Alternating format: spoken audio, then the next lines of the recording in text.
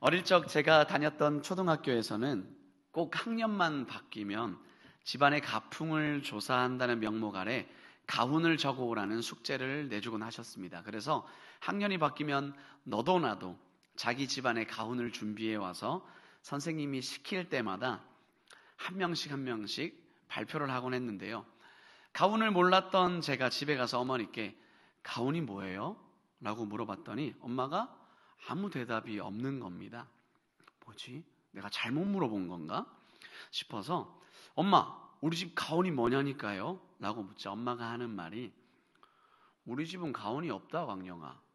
이렇게 말하는 겁니다. 순간 당황했습니다. 그런데 집안에 가훈이 있고 없고의 이런 심각함에 제가 처한 것보다 학교에 숙제를 제출해야 하는데 못한다는 것에 더욱 초점이 가 있던 어린 저는 야단난 마음에 엄마를 졸라댔습니다. 하지만 그런다고 없는 가훈이 생길 리가 있었겠습니까? 그래서 그냥 학교로 갔죠. 다행히 그날은 선생님이 저를 발표시키지 않아서 위기를 넘길 수 있었습니다. 그래서 옳거니 이제 집에 다시 가서 물어보자 하는 마음으로 집에 왔더니 이게 웬일입니까? 누가 봐도 커다란 가훈 같아 보이는 액자가 저희 집에 하나 떡하니 와 있는데 문 위에 딱 걸려 있는 겁니다. 거기에는 이렇게 써 있었습니다. 오직 나와 내 집은 여호와를 섬기겠노라. 이거구나. 저는 속으로 이게 이제 우리 집의 가훈이구나 생각하고 신이 나서 아빠가 오실 때까지 기다렸다가 저녁에 물어봤습니다. 아빠, 저 우리 집 가훈이 뭔지 압니다.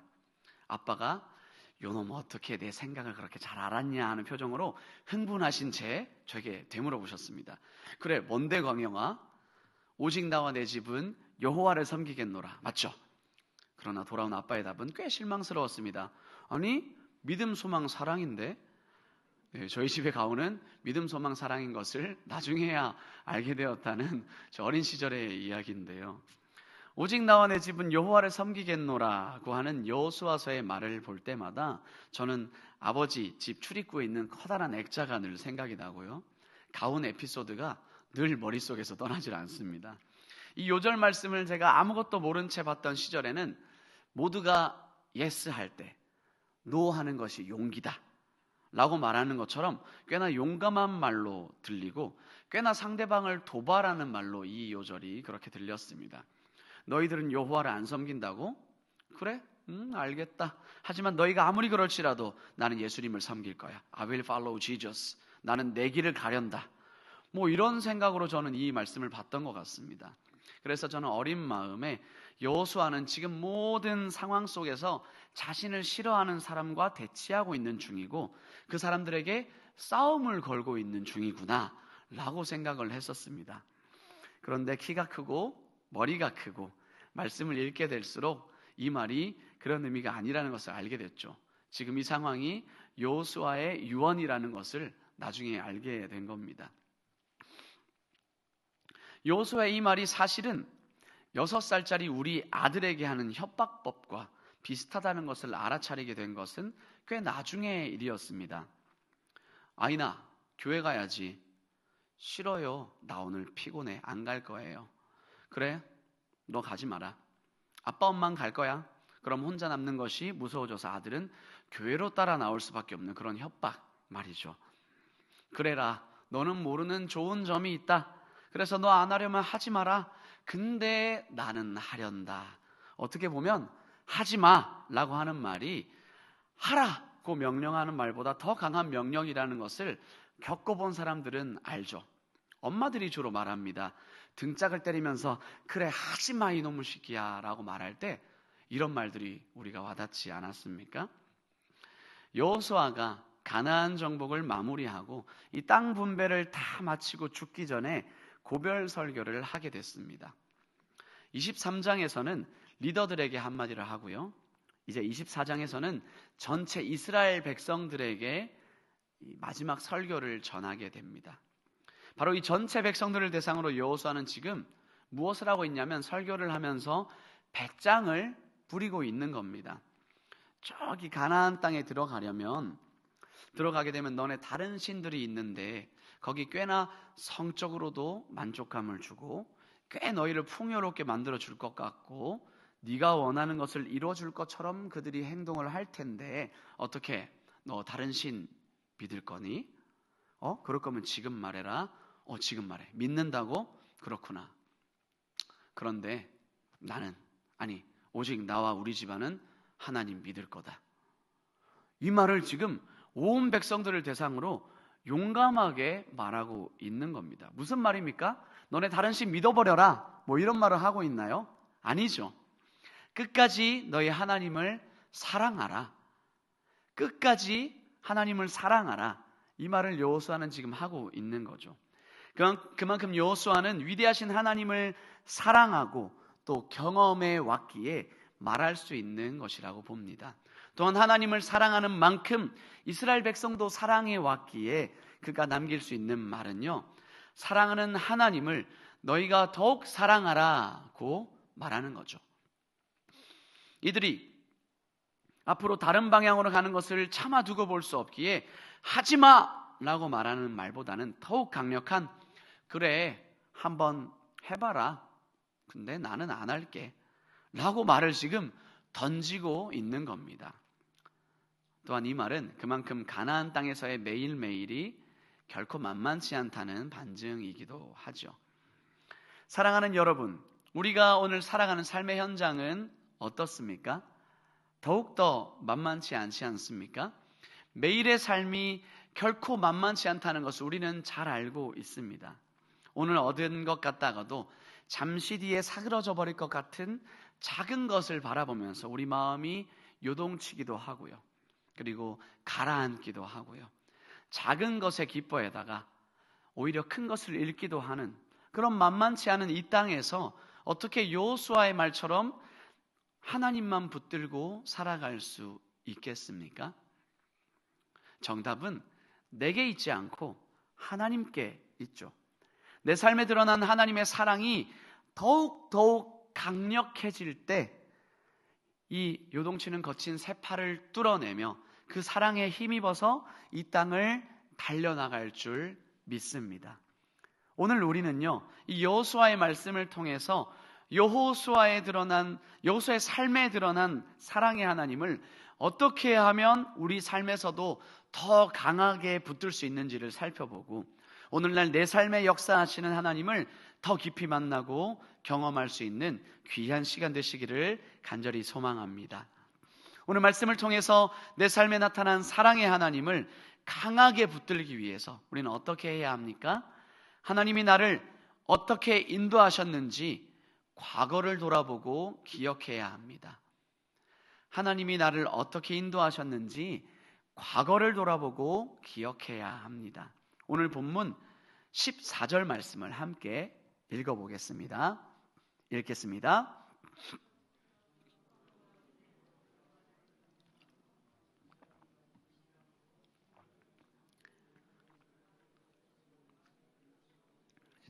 치워버리고 여호와만 섬기라.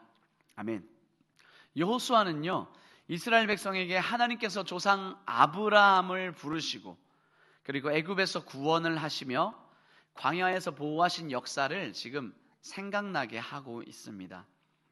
하나님께서 나를 어떻게 인도하셨는지를 기억하는 것, 이것이 신앙 결단의 출발점입니다. 우리 삶에서도 하나님이 행하신 일들을 돌아보는 것은 매우 중요합니다. 이스라엘의 역사는요, 하나님이 먼저 시작하셨습니다. 아브라함을 우상을 섬기던 땅에서 이끌어내셨고요. 그리고는 가나안 땅을 약속을 줘서 너 거기 들어갈 거다라는 약속을 주신 뒤에 그리고 바닷가의 모래알처럼 하늘의 별처럼 너는 많은 자손을 얻을 것이다 라고 약속하셨고요. 이후에 애굽으로 내려가서 이 이스라엘 백성이 종살이 하던 자들을 하나님의 크신 능력으로 해방하시죠. 그리고 이제는 이 해방한 자들을 이스라엘의 터전될 나라를 창조해내기까지 하나님이 먼저 시작해서 그 다음 먼저 마치기까지 하셨습니다. 이 모든 일들을 하나님이 하셨다는 것이 말씀에 어디에 드러납니까? 오늘 읽은 본문은 아니지만 24장 초반으로 여러분 한번 눈을 돌려보시면요, 한번 성경을 따라 보시면 2절에서부터 우리 오늘 본문 앞 13절까지 눈으로 한번 쭉 보시면 이런 말이 나옵니다. 한번 잘 들어보십시오. 내가, 3절에 내가, 5절에 내가, 6절에 내가, 7절에 내가, 8절에 내가, 또 내가, 10절에 내가, 12절에 내가, 13절에 내가. 이 내가가 누굽니까? 여호수아인가요? 아니요, 하나님입니다. 하나님이 모든 것을 행했다라는 것을 말씀 속에서 계속 강조해내고 계십니다. 광야는 죽음의 땅이었습니다. 그 땅에서도 약속을 주시고 지켜주시는 하나님께서 이스라엘을 인도해 내셨기에 광야를 안전하게 건널 수 있었죠. 하나님 없이는 광야는 죽을 수밖에 없는 공간이었음을 여호수아는 백성들이 깨닫기를 원했습니다. 광야 이후에 이어진 전쟁을 통해서 이스라엘 백성은 요단 동편 땅과 요단 서편 땅을 모두 선물로 받게 됩니다. 전쟁이라고 해봤자 나팔 불고 소리 지르고 했던 것 뿐인데 성이 무너져 내리고 항복하는 기브온 족속이 생기는가 하면 가나안 5 족속을 때로 뭉쳐 놓았더니 우박이 거기만 떨어져서 칼로 죽인 것보다 더 많이 죽어버리는 일들이 일어났죠.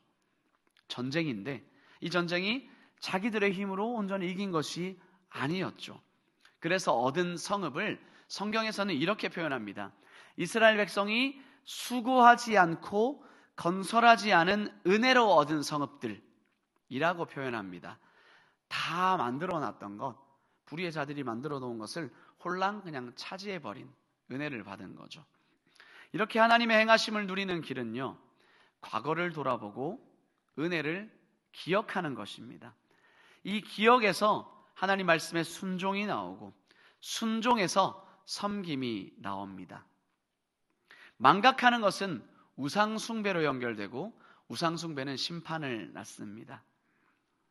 이스라엘 백성이 살아갈 이 가나안 땅은요, 복된 땅이지만 동시에 그 자체로 또 다른 광야입니다. 광야에서는 하나님만 의지할 때 그 땅의 복을 누릴 수 있죠. 여호수아는 하나님 없이는 죽을 수밖에 없는 광야와도 같은 가나안 땅에서 이들이 과거를 돌이켜보면서 하나님을 제발 기억하고 살아라 라고 말하고 있습니다. 광야와도 같은 세상을 사랑하는 신광의 성도 여러분, 내 인생의 때에 하나님이 모두 행하신 일은 여러분 언제였습니까? 내가 너의 삶에 이랬노라. 광영아, 내가 너의 삶에 이랬노라. 그 말씀이 드러난 때는 언제입니까? 그 모든 일이 하나님이 하시지 않았으면 안 되었을 것을 생각하며 우리의 입술로 다시 한번 고백합시다. 그리고 외칩시다. 이것은 하나님이 하신 것이다. 내 인생은 주님이 인도하지 않았으면 여기까지 올 수 없었다.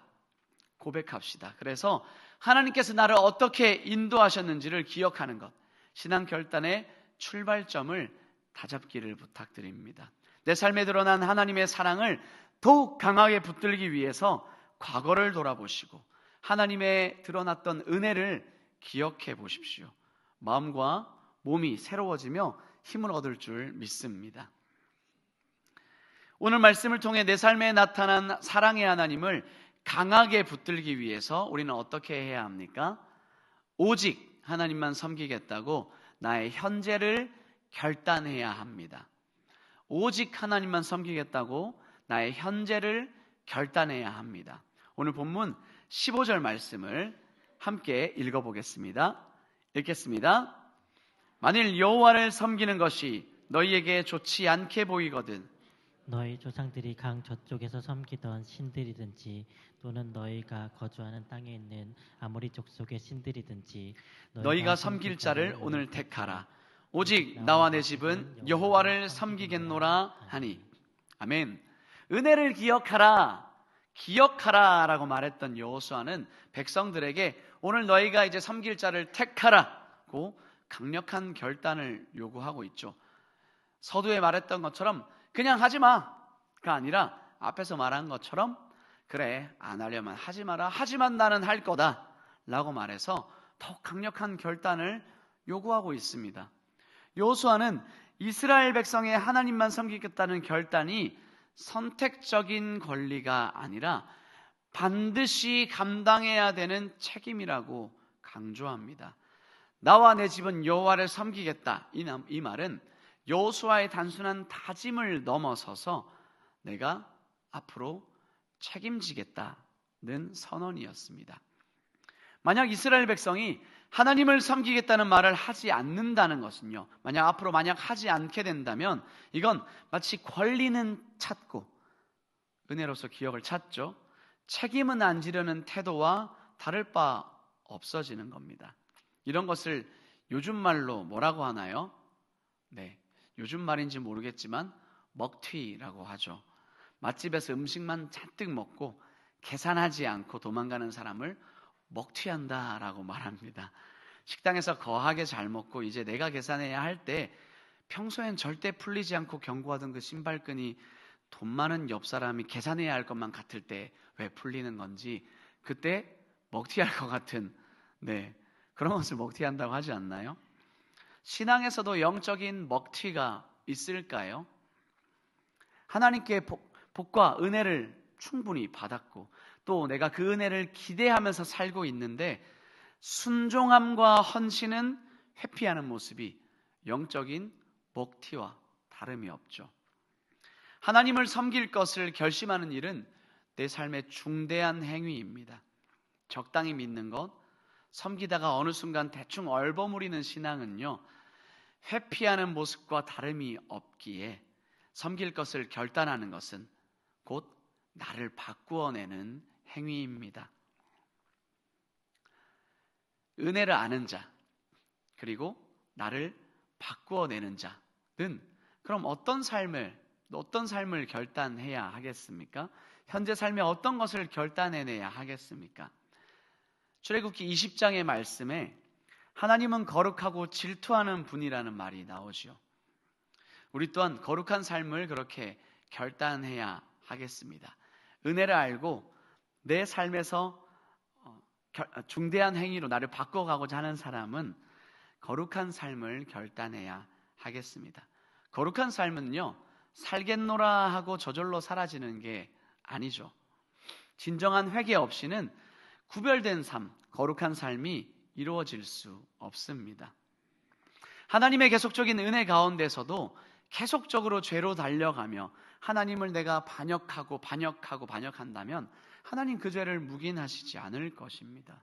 우리의 거룩한 삶은 습관적인 죄에서 회개함으로 나를 해결해내는 것입니다.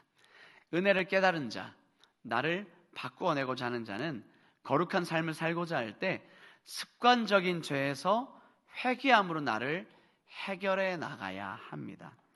사랑하는 여러분, 우리의 일상의 삶 속에 하나님이 이미 베풀어 놓으신 은혜가 있어서 먹튀하지 않고 오직 하나님만 섬기겠다는 현재의 결단이 혹시 있으십니까? 그 결단은 우리의 삶에 어디에 적용되어야 합니까? 나의 매일의 삶의 죄의 자리로 들어가야 합니다. 습관화된 나의 죄의 모습은 예수 그리스도의 보혈의 피로 씻어 그 자리를 벗어나야 합니다. 회개함으로 거룩한 삶을 이루어내야 합니다. 우리는 가끔 착각하는 것이요, 예수님이 내 모든 죄를 해결해 주셨는데 내가 왜 회개해야 하나 생각할 수 있죠. 그러나 이것이 착각임을, 교묘한 속삭임임을 우리는 알아야 합니다. 그렇다면 하나님을 믿는 성도는요, 예수님만 믿으면 저절로 변하는 게 아닙니까? 하나님은 이 땅에서의 그런 삶을 허락하시지 않았습니다. 그저 내가 믿어서 뿅 하고 변한다면 이 세상이 이렇게 불합리하지 않겠죠. 모든 자가 뿅 하고 다 변하고 있는데 믿어서 변한다면 우리의 삶은 어렵지 않아야 되겠죠. 믿은 대로 그대로 사라져야 되겠죠. 믿는 사람이 저절로 다 변하니 불합리할 일이 없어야 하겠죠. 사랑하는 여러분, 인간은 죄인입니다. 예수님을 믿어서 우리의 법적인 신분은 의인으로 결정받아서 변했으나 그러나 우리의 본성, 육신은 죄에 찌든 자들입니다. 우리의 삶이 변하려면 전 생애에 걸친 계속적인 회개가 있어야 합니다. 만일 성도의 삶 속에서 진정한 회개가 멈추면 진정한 영적인 진보도, 진정한 영적인 성장도 멈추게 됩니다. 이런 관점에서 우리의 삶, 신앙생활을 한번 돌아볼 수 있기를 바랍니다. 내가 예수님을 믿고 살아오는 동안 거룩함을 입고 성숙해지는 변화를 경험하고 있는가? 아닌가? 그 열쇠가 무엇입니까? 바로 회개입니다. 우리의 거룩한 삶은 습관적인 죄에서 회개함으로 나를 변화시켜 가는 것입니다.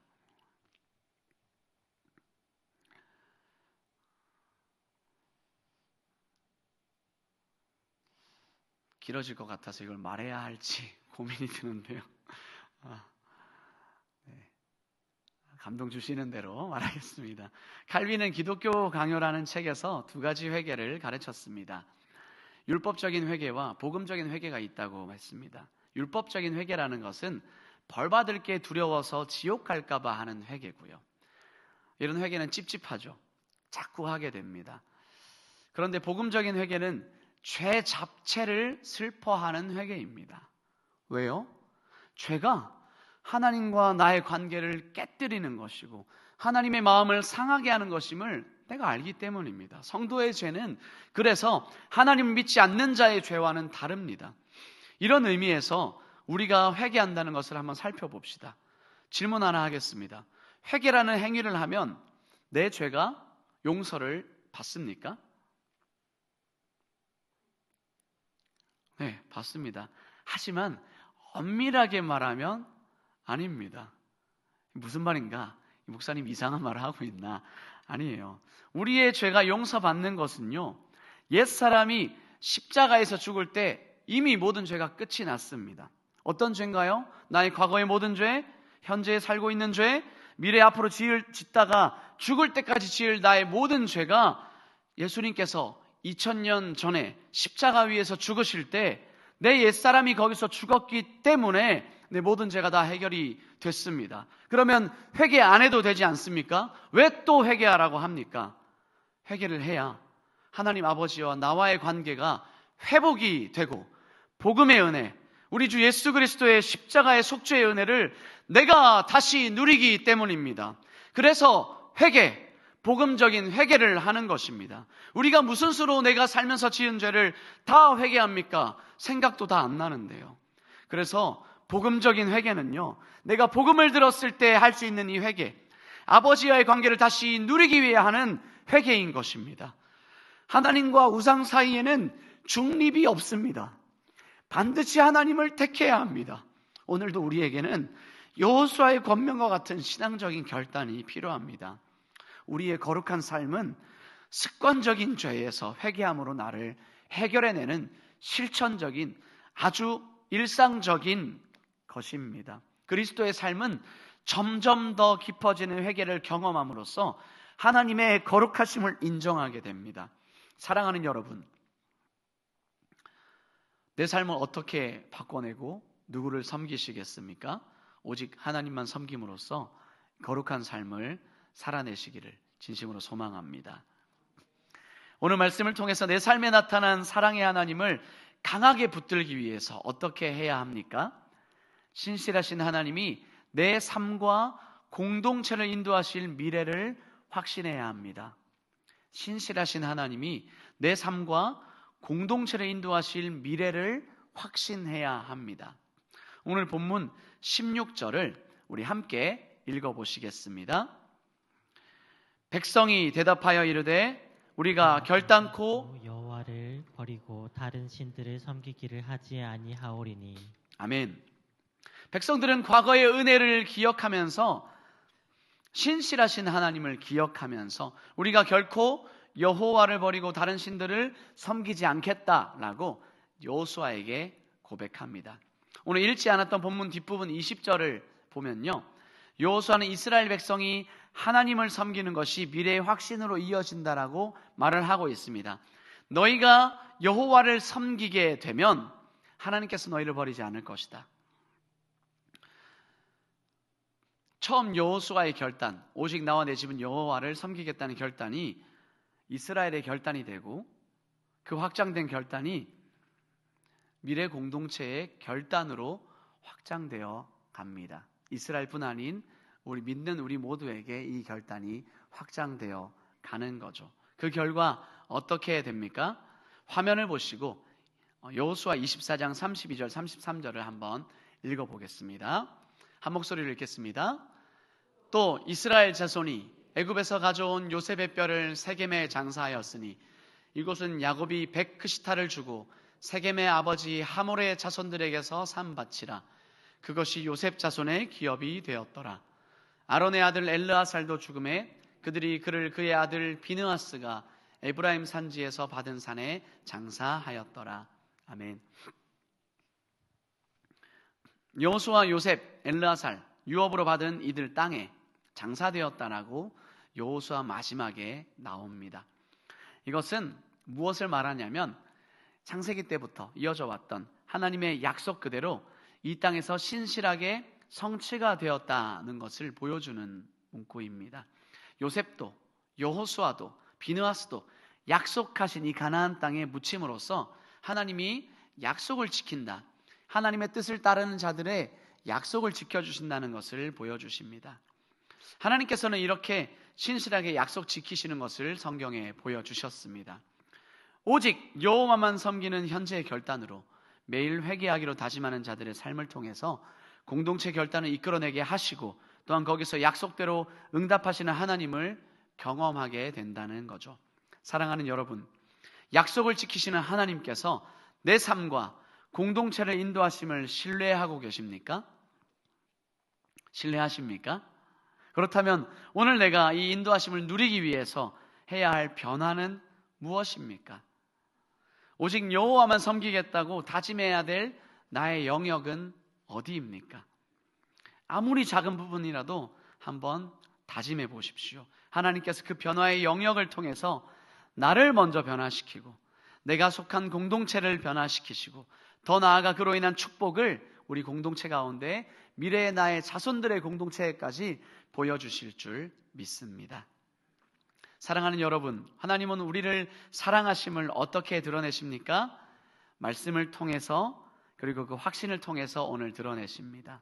그 사랑을 붙잡기 위해서 우리는 어떻게 하기로 했습니까? 내 과거를 돌아보며 하나님의 인도하심을 기억하고 나의 현재를 결단하며 우상이 아니라 하나님을 선택하며 미래를 확신하며 하나님의 신실하심을 믿고 나아가는 것입니다. 여러분, 오늘 하루 누구를 섬기겠습니까? 이렇게 고백해 보시겠습니까? 오직 나와 내 집은 여호와만 섬기겠노라. 이 여호수아의 결단이 우리의 결단이 되어서 내 삶을 바꾸어내며 이 바꾸어낸 결단으로 말미암아 하나님이 오늘도 나를 이끌고 가시는 것을 경험하는 나, 그리고 우리 공동체, 우리 미래의 공동체까지 되기를 진심으로 축복합니다. 함께 기도하겠습니다.